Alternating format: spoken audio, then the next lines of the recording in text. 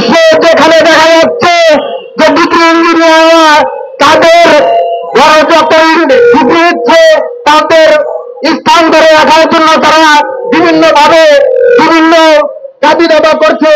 আর আজকে আমার বাংলাদেশে দেখা যাচ্ছে যে একজন ডিগ্রি ইঞ্জিনিয়ার সে তার নিম্ন পদে আসার জন্য সংগ্রাম করছে। এই হলো বাংলাদেশ।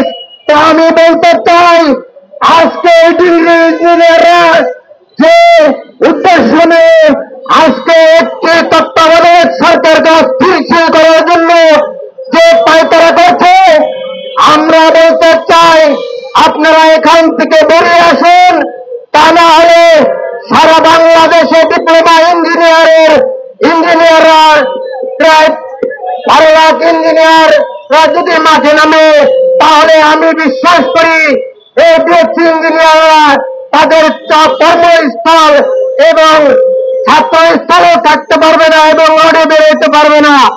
আমরা এখান থেকে হুঁশিয়ার করে দিয়ে বলতে চাই এই সরকারকে যে 78 সালে এবং 94 সালে ডিপ্লোমা ইঞ্জিনিয়ারদেরকে যে মর্যাদা দিয়ে প্রতিষ্ঠিত করা হয়েছিল, সেই সম্মান যদি কোনোভাবে অক্ষুণ্ণ না থাকে, তাহলে আমরা কঠোর আন্দোলনের মাধ্যমে রাজপথে নামতে বাধ্য হব।